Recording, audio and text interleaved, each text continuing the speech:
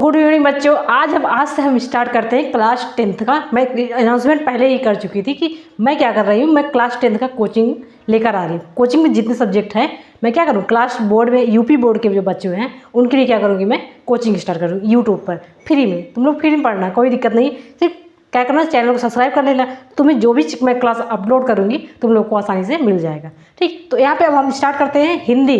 सबसे पहले मेरा क्या है, मातृभाषा हमारी हिंदी है, तो हम स्टार्ट कहाँ से करेंगे, हम हिंदी से स्टार्ट करते हैं। तो क्या है, हिंदी क्या है हमारा, एक सब्जेक्ट है ना, वो कितने नंबर का आता है, लगभग 70 नंबर का।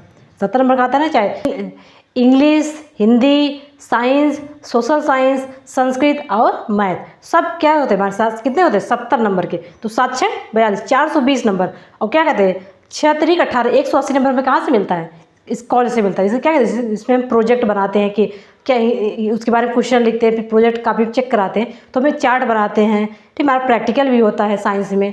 तो क्या होता है 30 नंबर हमें अपने स्कूल से मिलता है। तो देखते हैं हिंदी में हमें क्या क्या पढ़ना है, कैसे पढ़ना है। ठीक, क्योंकि क्या कहते हैं हमें 70 नंबर लाना है, तो क्या कहते हैं हमें मतलब इतना अच्छे से पढ़े कि इतना कम पढ़, मतलब अच्छे से भी पढ़ें और कम मात्रा में पढ़े, तो हमें अच्छे से तैयारी इसकी हो जाए। ठीक, तो क्या करना, नंबर 1 क्या है, हमें सबसे पहले हिंदी गद्य साहित्य का इतिहास, मतलब हिंदी कब से स्टार्ट हुई उसको देखना है इसमें। कि हिंदी, हम तो हिंदी बोलना शुरू कर दिए, पर क्या कहते हैं पहले पद्य की शुरुआत हुई, पहले गद्य की शुरुआत हुई। गद्य की शुरुआत हुई कब, गद्य की शुरुआत हुई, उपन्यास कब आया, निबंध कब लिखना स्टार्ट हुआ, तो उसकी शुरुआत कब हुई उसको हम देखेंगे। इसमें कौन कौन से हमारे 2 युग है, एक शुक्ल युग है, एक शुक्लोत्तर युग है। तो गद्य में हमारा क्या है, हम यहाँ पे नहीं लिखे हैं, जब हम पढ़ाने लगेंगे तब बताएंगे कि शुक्ल युग कब से स्टार्ट हुआ, शुक्लोत्तर युग कब से हुआ। मैं सिर्फ एक बार ओवरऑल मतलब पूरा सब्जेक्ट का एक व्यू दिखा रही हूँ कि सब्जेक्ट में क्या क्या है, तुमको क्या क्या पढ़ना है। जैसे हिंदी गद्य साहित्य का इतिहास में शुक्ल युग क्या है, शुक्लोत्तर युग क्या है, तो उसमें पूछ लेगा कि शुक्ल युग के 2 कवियों के बारे में बताइए। तो शुक्ल युग कब से कब स्टार्ट हुआ, तुम्हें कैसे लिखना रहेगा कि शुक्ल युग इतने, मतलब क्या कहते हैं शुक्ल युग इस तारीख से इतने दिन स्टार्ट हुआ, और क्या कहते हैं उसके प्रमुख कवि ये हैं, तो उनके बारे में लिखना है। ठीक, और शुक्लोत्तर पूछ लेगा शुक्लोत्तर युग कब स्टार्ट हुआ, तो उसके बारे में तुम्हें लिखना पड़ेगा। ठीक, अब फिर गद्य की विधा है, उपन्यास क्या है, कहानी क्या है, निबंध क्या है, रिपोर्टाज क्या है, संस्मरण क्या है, तो और क्या कहते हैं यात्रा वृत्तांत क्या है, रेखा चित्र क्या है, रेखा चित्र में कौन फेमस है। रेखा चित्र में हमारी महादेवी वर्मा जो क्या है, देखो पद्य में है, महादेवी वर्मा की भी एक कविता तुम हमें पढ़ना है। और पद्य साहित्य में पद्य की शुरुआत कब हुई, द्विवेदी युग क्या है, भारतेंद्र युग क्या है, छायावादी युग क्या है, ये सब पढ़ना पद्य साहित्य में पढ़ना पड़ेगा हमें। उसके बाद हिंदी व्याकरण, हिंदी व्याकरण में उपसर्ग क्या है, प्रत्यय क्या है, समास क्या है, पर्यायवाची शब्द क्या है, तत्भव शब्द क्या है, तत्सम शब्द क्या है, ये सब हमें पढ़ना है।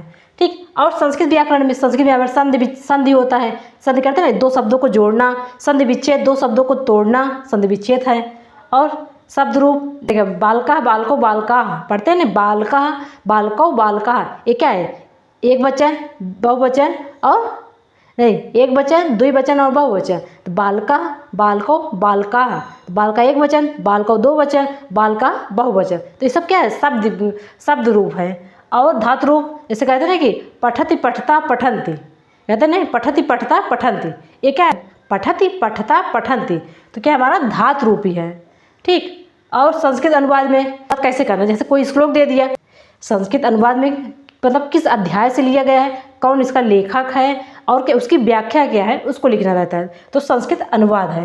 निबंध, निबंध हमारा जानते हो, किसी पे पर्यावरण पे पूछ लिए निबंध, किसी मतलब सामाजिक मुद्दे पर पूछ लिए कि विज्ञान वरदान है कि अभिशाप है, सामाजिक विविधताएं क्या है, सांस्कृतिक विविधताएं क्या हैं, जातिवाद हमारे लिए कि लाभदायक है हानिकारक है।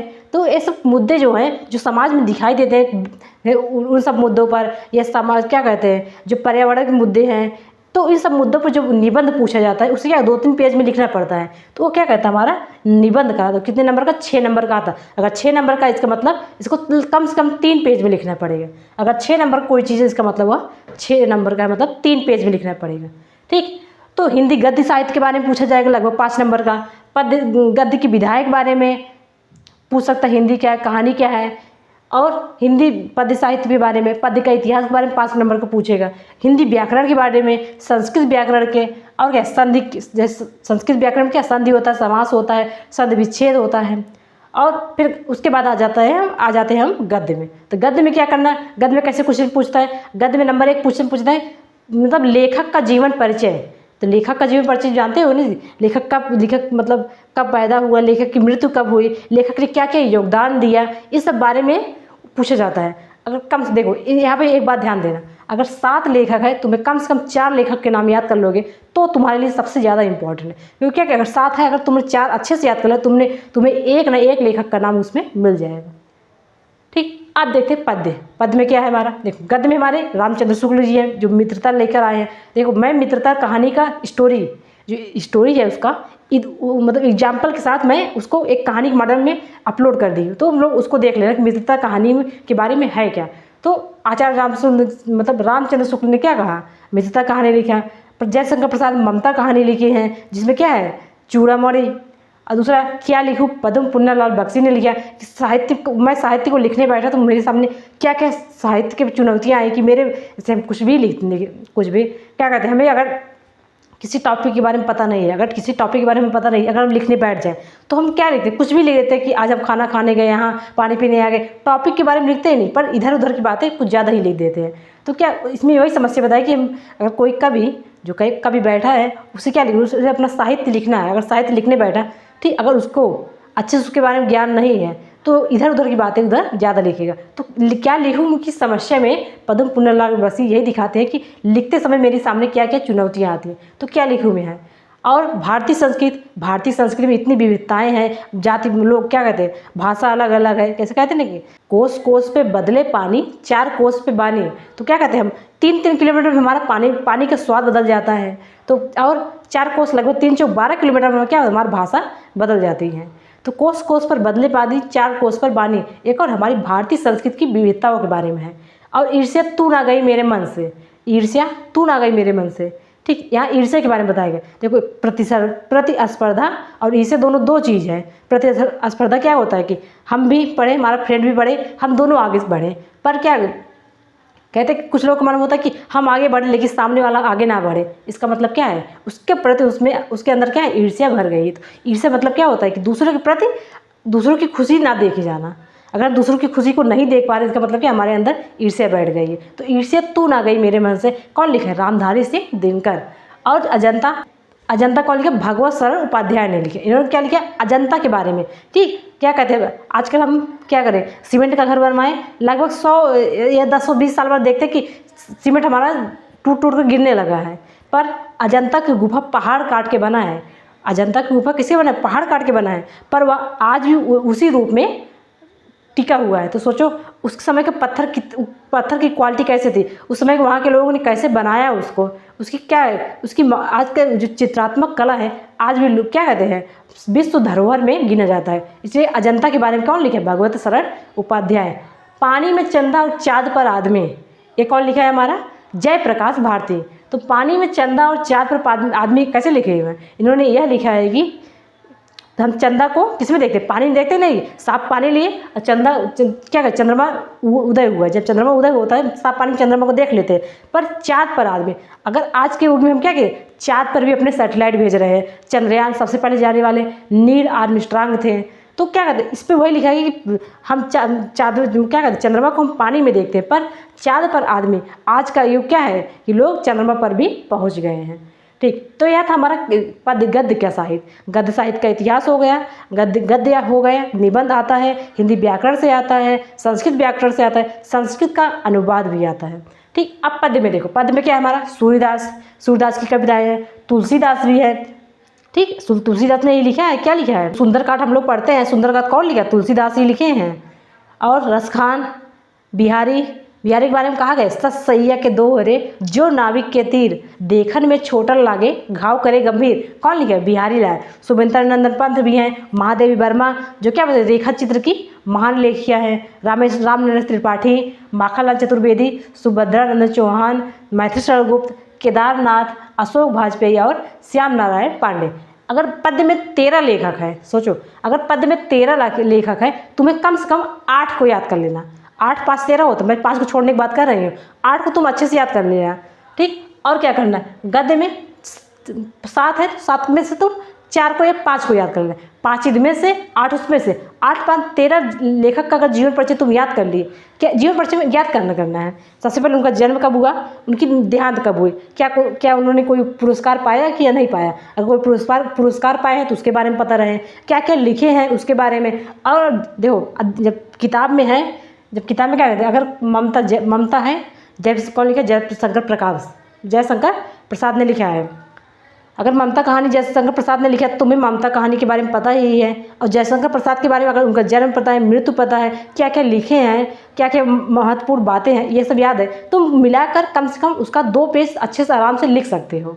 ठीक, तो अगर इसमें से 5 लेखकों के नाम और इसमें से तुम्हें अगर 8 लेखकों का नाम जीवन परिचय याद है, तब तुम्हें बोर्ड परीक्षा में डरने की कोई ज़रूरत नहीं है। और संस्कृत में क्या होता है, इसमें क्या कहते हैं, श्लोक कहानी की तरह पढ़ लो। जैसे वाराणसी कहानी के बारे में और वीर पूजते, तो ये सब जो कहानी के क्या कहते हैं, संस्कृत के जो पाठ हैं, इसको क्या करें, इसमें क्या आएंगे, अनुवाद आएगा, उस अनुवाद में 2-3 क्वेश्चन आएंगे। और क्या कहते हैं, श्लोक दिया रहेगा। देखो अगर इसमें से जो पद्य पाठ है, पद्य से क्या करना है तुम्हें, पद्य में कोई भी अगर पद्य के में से एक क्या करना है, एक तुम्हें श्लोक याद कर लेना है। जो पेपर में ना आया हो, स्पष्ट लिखा रहता है पेपर में कि जो इस प्रश्न पत्र में ना आया हो वही श्लोक लिखे, या नहीं कि आगे देखे कि श्लोक आया है संस्कृत से, वही उठाकर पीछे तुम क्वेश्चन में आया कि एक श्लोक लिखो, वही लिख दिए, तुम्हारा नंबर पक्का कट जाएगा। इसलिए क्या करना है, तुम्हें एक श्लोक अपने मन से किसी भी पाठ से याद कर लेना है। ठीक, 2 याद कर लो, अगर मान लो एक पेपर में आ जाएगा, एक तुम लिख देना।